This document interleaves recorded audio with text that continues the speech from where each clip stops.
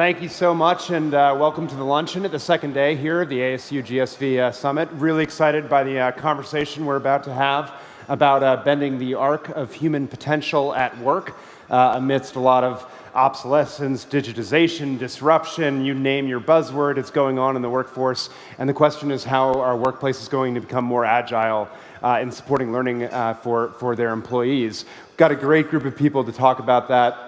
I'm not going to go through bios, but just going down the line. Brad here from Intuit. We've got Leanne from Workday, Marius from UiPath, and of course, Frida, thank you for being here from Pymetrics. And I'll start off with a conversation. Maybe, Frida, you jump in. Sure.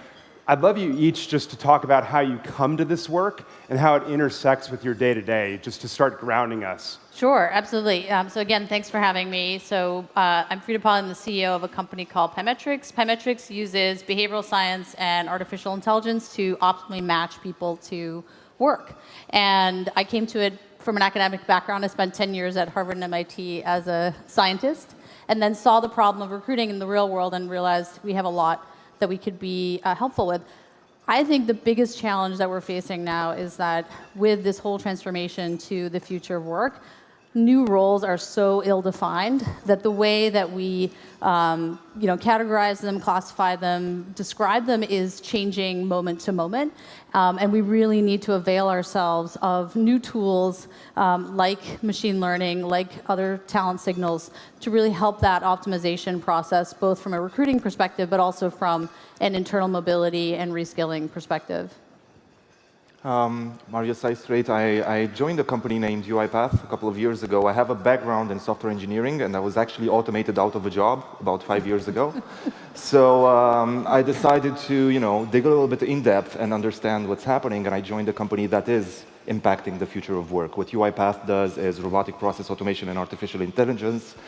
Essentially, we're helping companies automate tedious, mundane, repetitive tasks, right? So that employees can focus on the more creative work. And obviously, as we do that, we unpack a set of challenges with respect to creativity in the workplace, future jobs. What do future jobs look like? What are people going to work on? So, excited to discuss these topics with everyone today. Hi, everyone. I'm Leanne Levin-Saylor, and I'm with Workday. I'm in a strategy role at Workday. And Workday supports over 2,600 customers, both employers and educational institutions. We sort of sit at the intersection of education, employers, and technology. We help your companies manage employees, contractors, faculty, staff, student workers. We're approaching 40 million workers that we support, so that's kind of how we come to this conversation. And what we're hearing from our customers is that their talent practices are undergoing significant change. And that's largely due to the way that we're working is changing, due to automation, machine learning, and that they need new technologies, new organizing principles, new ways of operating to really keep pace with business. So that's part of the way I come to this conversation. I'm also heading up our Workday Ventures arm, and we're making investments in innovative solutions that are complementary to our platform, but also really getting after these problems of how do we close the opportunity divide, and really how do we create a better experience for workers. So thanks for having me today. Great. And I'm Brad Smith. I just recently stepped down as the CEO of Intuit, the maker of TurboTax, Mint, QuickBooks. I was with the company for 16 years. I'm now the executive chairman. And the reason why I'm here is our company is passionate about backing those, championing those who dare to dream. So these are the families who struggle to make it paycheck to paycheck, the self-employed and the small businesses that truly employ 60% of the world's workforce and create 80% of all the net new jobs. And that puts an emphasis on agility and adaptability and, quite frankly, education. And now my personal passion is to try to figure out how to bring opportunity to those places that often get overlooked, those overlooked zip codes, in particular Appalachia, where I'm from. So each of you comes at this from a slightly different perspective, but together I think we have a pretty good holistic view of it. I'm curious what's keeping you awake at night as you look at these issues. What do you feel like is under-addressed or the big problem that we need to attack? And maybe I'll pick on you, Leanne, to start us off on where you see the big problems or challenges that we ought to be focusing on. Well, my two small boys and my puppy keep me awake at night officially, but with respect to this issue, I think really two.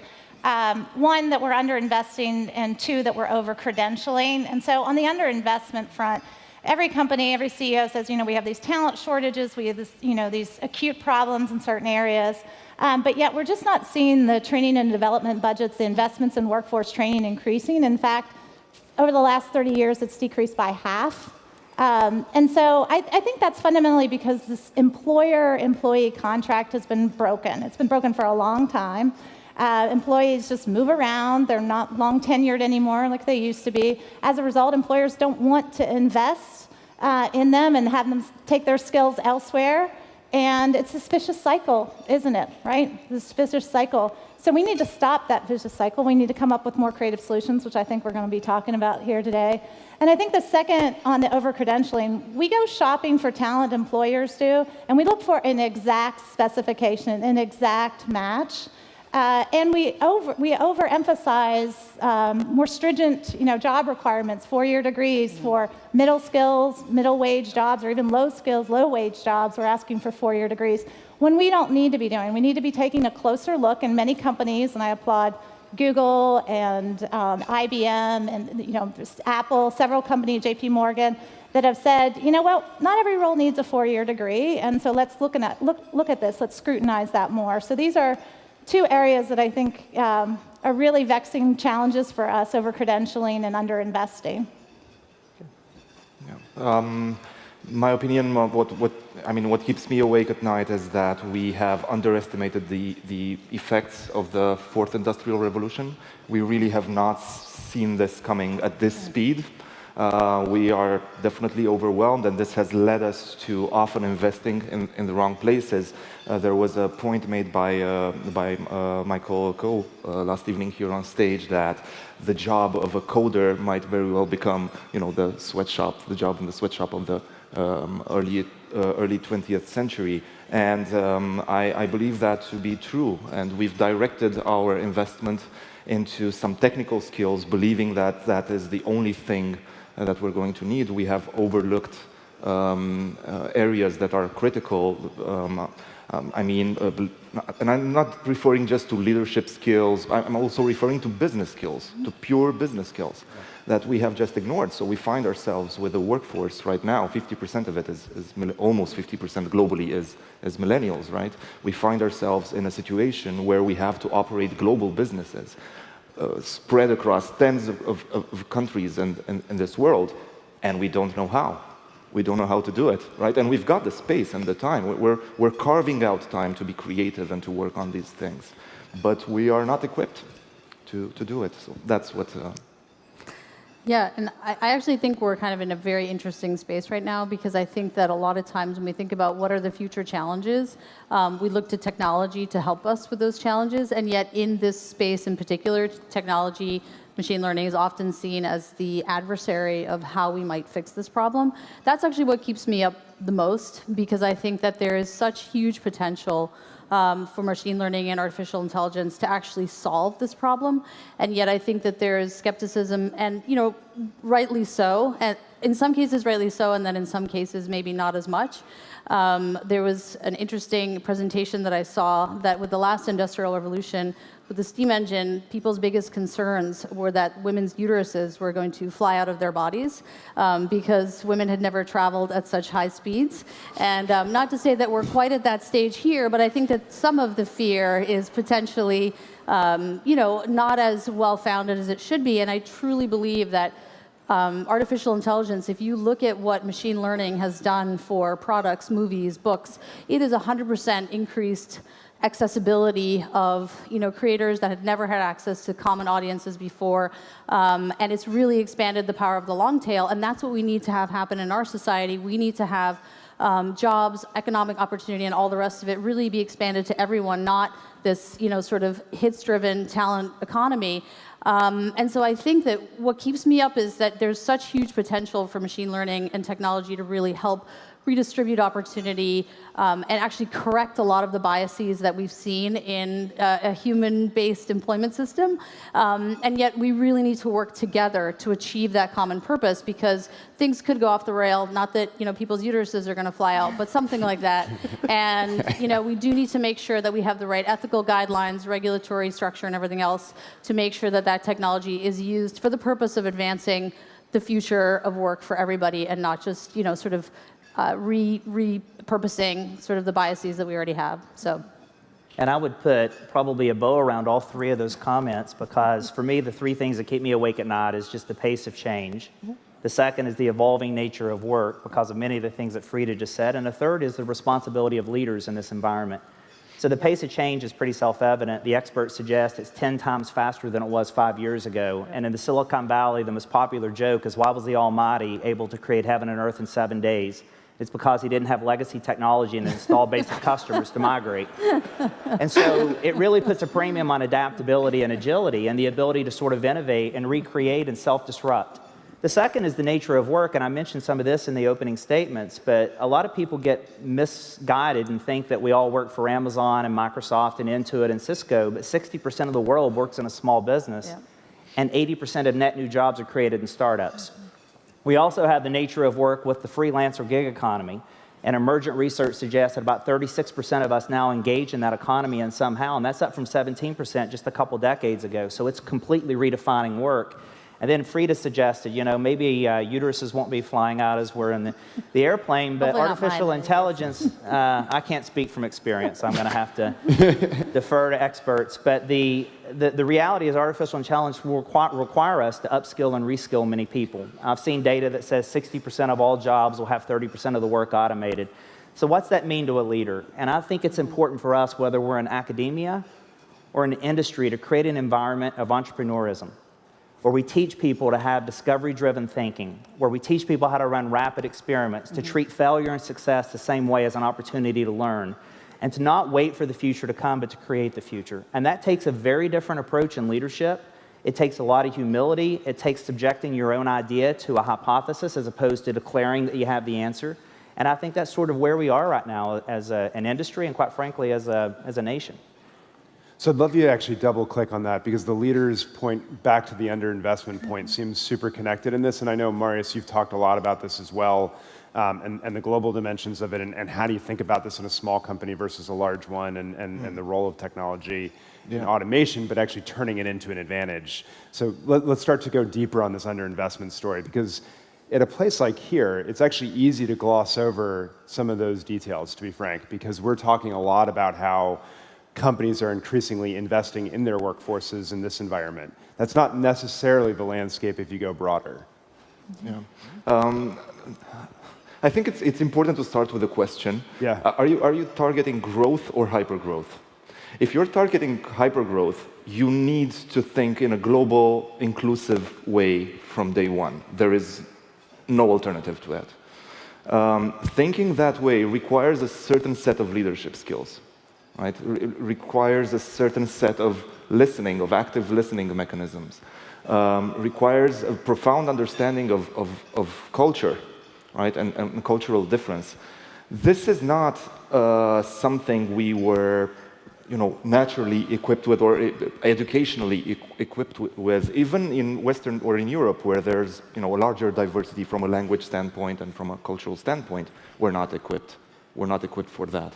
So I think this is the first important question to ask as business leaders. What are we looking to achieve? Because if we're looking to serve a small local market, right, where there is no need for us to co-opt Chinese and Japanese and French and Swedish to make this a successful business, then we're probably not going to have to ask ourselves a lot of questions over the next 3, 4, 5 years, right?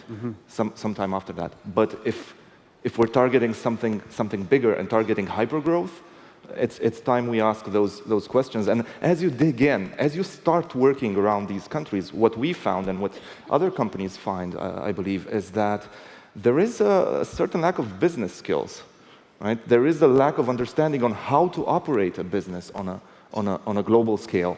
And I'm not, when I say a business on a global scale, I don't necessarily mean a 40,000 employees business. It can be a business, the size of ours, which is 2,700 people, right? That's not a very large business, but we operate globally.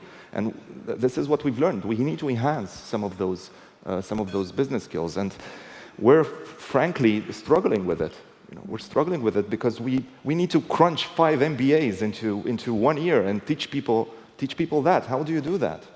But if I can say something, I actually think that the underinvestment story may be changing. That's what I see in any case. So we work with companies to help them reskill their workforce, and that is actually a new theme that we've seen this year. And I think that there are a lot of examples already of companies that we see. You mentioned JP Morgan. I think UPS is another example where they're really looking carefully at I know that Accenture is another, this segment of the workforce, their jobs are at risk. How do we help? And yet we know that we have, 20% of our workforce is in jobs of the future that we can't even describe now with a job description and a credentialing mechanism and so on. So how do we use newer technologies, again, backed by machine learning, looking at behavioral signals, which have not historically been the typical talent signals, and how do we make that shift? And I think that at the World Economic Forum this year, there was actually a lot of talk about not only is this the right thing to do, it is definitely the right thing to do, but it's also the economically sound thing to do. Because quite frankly, if you have to go find a data scientist or something else in the wide world of applicants, good luck to you. They don't exist. You know what I mean? You might as well invest in people that you know, that you like, that you have been good at your company, and really double down on the talent that you have and help them understand and help them move into the jobs of the future. And who understand your culture. Yeah, right? absolutely. And there's the whole cultural fit. So I actually think this is changing. It may not be changing fast enough, I would argue, but I think would say the appetite, the desire to change is absolutely there. I mean, I think there's, and any study you look at, it's CEOs are preoccupied with the skills gap, or their unique skills gap with certain segments of the workforce, hyper-local, of course, not this broad kind of, mythical skills gap, but the one that they're facing very uniquely. They have that. But I also, at the same time, in talking with learning and development organizations and talent leaders and companies, they're just simply not seeing the increase of their budget. And so you have to step back and say, well, why? Why aren't we seeing the action kind of backed up as an employer? And again, I don't think this is just the employer's responsibility. I do believe this is a coalition approach with educational institutions, with entrepreneurial community, as well as policy, public government organizations as well. So I do believe this is a coalition. But if we just turn to the employer for a second, their budgets are not increasing, despite it being a priority. And part of it is lack of infrastructure. Companies have really not been investing at the rate that they should have in learning and development for all these years, right? For a long time. And now they're saying, is that the right way to do this? Is that the right way to solve this problem? So I totally agree with you, Frida, that we need to abstract a lot of this complexity, use machine learning, use automation to abstract a lot of the complexity that we have in our skills-based labor market, and really use it to our advantage, use that technology to our advantage. Sunday, I was on an airplane, and I ordered my groceries on Instacart. And Instacart knew what I needed to fulfill based on my last order. I arrived home, they were there, I pushed one button, got paid for them, and that has abstracted a trip to the grocery store, lots of decision-making, a whole payment process, a whole delivery system. But yet we're still conflicted on how do we address this, supply and demand, sending the right supply and right demand signals. So I think we have a lot more work to do to remove friction.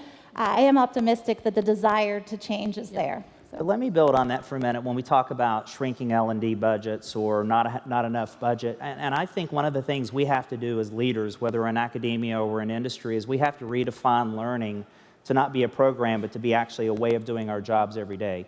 For example, at Intuit, we train all 9,000 employees on experiential learning. So we train them on the techniques of having a big, important problem to solve, going broad to go narrow, having a hypothesis, running experiments, treating success and failure the same way, and then betting on the things that are going to succeed. And the reason why I say that is because that applies to HR and to finance and to legal and to engineering and design. And right now we have 1,800 experiments running in the company. And it produced $400 million in revenue growth that I never once said in a boardroom, hey, let's go build this. It came from the experimentation of those closest to the customer. And the reason why I say that is what's powerful is if you do that correctly, it's diversity of thought. You may have a specialist in engineering or a specialist in design, but they can't build it on their own. You get the power of diverse thinking, and then people learn through osmosis. They learn by doing, and that costs nothing. Right. What it basically is here's a huge problem we have to solve. For example, in West Virginia, opioid addiction. So we train the students at West Virginia University and Marshall University on these techniques, and they're solving, running experiments. How do we overcome this problem? And I think there's techniques that we can apply as leaders that get past the budget constraints and literally build this into the DNA of how we do our work. That's a very nice workaround, but I want to respond a bit to Leanne's challenge about the budgets. There's a gentleman coming on stage later, after us, who made a point in his book, Work Rules, whom I respect deeply, I must say, who made a point in his book, Work Rules, that if you are increasing your training budgets, it means you're not hiring the right way. Right? Very interesting. So you're not hiring for the right skills. And this was the paradigm, the mindset for a while. We have to acknowledge that. That's why budgets have not increased. If, as a people and talent leader, if I go and say, I need to increase my learning and development budget, what for? You were supposed to hire the best people with those skills. Right. Yeah. What are you going to train them on right now? Right. So I think Brad's, this proposed approach of kind of lean, continuous experimentation, throwing people into the fire, and giving them the ball and letting them run with the ball. This is the new kind of learning and development paradigm. No disagreement that learning in the flow of the work is the right approach. It does require infrastructure. These programs require support infrastructure. We need to understand the impact of those relative to other investments we could be making. I don't mean the L&D budget, but across the organization. So no disagreement. But you're also assuming if you're hired just for the right skills at the right time, that they're not changing, and they're changing at an accelerated pace. And we all know that we need to be, continuous learners, but we need an infrastructure in which we can continuously learn. It's just not about the employee saying, "I'm going to take my, ownership of my career and go learn." We need a support infrastructure, and that needs to be provided by the employer and a broader ecosystem. We can't advocate responsibility just to the learner, just to the employee. Yeah, and I was just going to say, I think that is a sort of old way of thinking about things, that somehow these people with all these skills exist miraculously. And again, to my point, if you look into the economy of people that are job seeking, those skills don't exist either. So it's sort of, we can argue as to whose responsibility it is, whether it's the educational system, the employer, the government, whoever, but these skills need to be developed in the talent pool. And I think that that's another part of the equation, is I think there's so much flux in the educational system these days in terms of what that should provide, whether it's high school students, college students. There's so much change that's happening at that level that we're involved in a consortium of employers in New York, led by JP Morgan and some other large employers, that are trying to take both the internship model and also underprivileged students in state colleges and trying to bring them into the market of professional work, as opposed to relegating them to sort of hourly work. And there's so much confusion as to where the ownership lies of who should train them, how should this credentialing process be stood up, what is the involvement of all these different parties. And you hear this all over the place. There are people that are arguing that just like the last industrial revolution, there should be a massive investment from government in this area. Now, will we see that? I don't know. What's the alternative? The alternative is some sort of public-private partnership that we can all get behind. And what does that look like? How do regulatory bodies get involved? Again, I think it's always interesting to look to the past for examples of how we've addressed these problems. But to your point and to everyone's point, it's such a different world that we live in that maybe past models of how we stood up an educational system through government funding, A, won't work, B, is never going to happen, and we need a completely new model.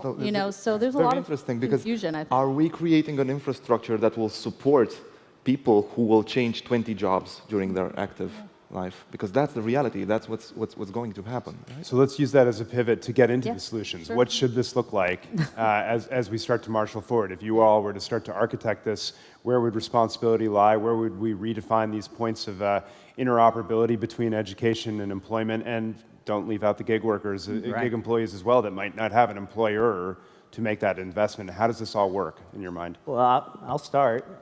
We are the they. It's going to be a collective systemic approach. And if I had a wish list and I think about all the things we can't anticipate, but at least you look at the trajectory of what we see, I wish we had talent that were really grounded in the 4Ds. And I realize that sounds like my report card in high school, but the first is discovery-driven thinking. The days of developing a 3-year plan with a Gantt chart and executing year 1, year 2, year 3 are gone. It literally becomes obsolete in 6 months. So the ability to have a hypothesis-driven approach and experimentation and teaching kids, there's no more pass-fail. There's give it a shot, learn from the mistakes, and pivot, because that's truly what we look for in business. The second D after discovery-driven thinking is developer acumen. Whether you know how to write code or you understand how code gets written or the fact that technology somehow impacts your world. I'm on the board of Nordstrom, which is a fashion retailer, and they're a technology company. There's no company that won't be affected by technology, so we truly have to have that appreciation. The third is design. You know, I have for a while, and many others have said it's not STEM, it's STEAM, including the arts. But if you look at what makes complex things simple, it's the ability to actually chip away and have the bare essence of what you need to be able to interoperate with a technology or a user interface. And then the fourth, and perhaps the most important, is data acumen, business statistics. Today, you can't manage a baseball team. You can't use your Apple Watch and know what your health is if you can't understand how to get truth in the data. And I think that's an educational opportunity, that's a workplace opportunity, it's a community opportunity for us to systemically build those capabilities, and I think that really positions us for the next chapter. Yeah, and just building on what you were sharing, Brad, I like to take problems and break them down to the most atomic unit just to kind of get after it. And the one thing that we see over and over again is that we do not share a common language to express what we need and what we have and what we need, just across the entire ecosystem. And so one of the pursuits we're on now is developing a universal language for skills. I know many have tried. We think we're in a unique position to help companies and help the broader community with this problem, given the data set that we collect. I think that's really important, is to adequately share our supply and our demand. Very simple. We don't do that today. We all know that we don't do that today. And when we do that well, we can start to develop more innovative solutions. And so one of the reasons we have an investment fund, our investment thesis is that we're going to invest in this new world of work, and we're going to invest in companies that are designing solutions to help bridge that opportunity divide. I would also say, in an atomic unit level, I want to see a worker training credit, just the same way we have an R&D credit for products and services. For many years, I ran products at Workday, and every year we had to go through this whole big analysis of how we were innovating so we can get our training tax credit. Why don't we do that for training, reskilling, retooling our people? So, we really need to get after that. And then finally, these coalitions. I think you were referring to that, Frida. I think the bright stars we have out there, the great shining examples, are all coalition-run activities, and they're hyper-local around acute skill needs in certain industries. And I think we just need to do more of that. Simple way of approaching things at UiPath. Travel, global travel. We take people and we expose them to business problems where the customers are, wherever that might be around the globe. We did not even know when we started this journey that one of the missions we're going to solve was to stop suicide in the workplace in Japan. Yet, here we are, right? How did we learn that? By going there, by spending time with those customers and educating ourselves into what that means. And we've got colleagues from across the globe traveling to Japan, to the United States, to France, to learn the problems of those customers. We put them in the context where they can learn. So that's our, in a nutshell, right? What we intend to do. Yeah, and I don't have a specific solution, but I think there's certain themes that we all need to get behind. I think, as I mentioned in the beginning, I think one of the biggest challenges is fear of what's next. And how do we bridge the gap between what we're all talking about doing and the person that worries about how this is going to affect them. And so I think that there need to be mechanisms to build trust with a much broader audience and really have that buy-in, I guess. Then I think the way that we can encourage all of that is through transparency of what we're doing in terms of technology being much more transparent than it potentially has needed to be in the past.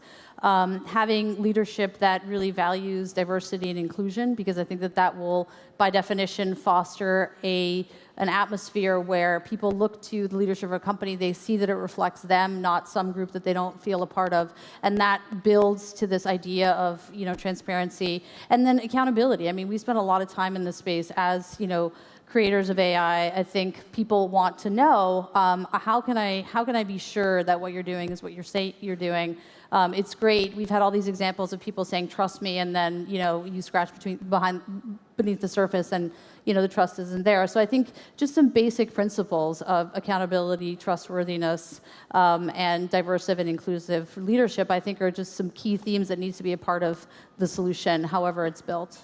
I will say I have a lot of trust in your app because I've used it and it said I should be a writer, and that's pretty accurate for what I do on a daily basis. But I would also say, we're proud and honored to be investors in Plyometrics. But one of the reasons we love this solution so much, and we want all of our customers to use this solution, is it really does level the playing field and helps companies build a more diverse population, talent pool for them. And I think it's sort of the tip of the spear problem. And so one of the reasons we were so, frankly, eager, I might have begged Frida to invest, but to be part of that story because it is so powerful. So thank you for what you're doing. Yeah, thank you. So I'm curious so we've gone over some solutions. I'm curious that if the economic climate we're in right now changes, how this impacts all this. And based on time, we're probably going to have to end there. But in terms of right now, it's a tight labor market. There's a lot of need to attract employees and train them up because it's hard to find them, frankly. If we have an economic downturn, what's going to happen? What is this going to look like? Or are you all optimistic that leaders have gotten the message in either environment and that they will continually start to build the investments that they need to? Anyone want to? Yeah. I'm optimistic because, again, I think that's what we see is, a much greater appetite potentially than in an environment where, there's less reining in of cost to actually devote resources that you were talking about before internally to that retraining, because at the end of the day, it's cost effective and it's the right thing to do, so that's what we see in the market. I can't speak to all companies, but that's definitely what we see. So. And I'm optimistic as well. I see a change in mindset happening. First of all, the best time to repair the roof is when the sun is shining. The economy's strong, so we should be doing something now, and I see leaders doing that. We're broadening our definition of where you can find talent, coding boot camps, vocational and technical schools, people who don't need a 4-year degree. We're no longer right now, 75% of venture capital still goes to California, New York, and Boston. But God was egalitarian and when he handed out talent. So now you're starting to see companies go into these other places and saying, wow, there's really incredible talent here. And I think that mindset's going to enable us to navigate whatever economic ups and downs we have, as long as we keep a breadth of definition of what talent looks like and then provide alternative ways of getting that talent ready. Yeah, I mean, in an economic downturn, we look to automate more, right, and increase that. And so that the requirement for us to redeploy, transition workers inside the company becomes even more important. And I also look to the entrepreneurial community to create solutions for this that are more effective and more efficient, more efficient with their resources to get after this problem. And just excited about what we're seeing here at this conference too. So. Productivity increase trumps everything. So I think that no matter if we're talking about an economic downturn or an economic increase, we need to invest in that. We just do. I would ask a different question.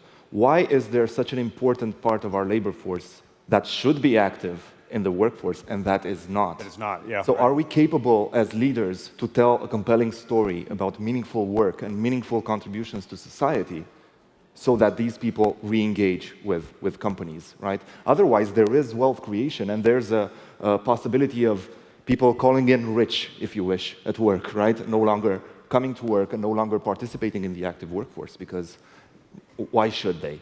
It's a good way to end a conversation on bending the arc of human potential at work. Join me in thanking these excellent panelists.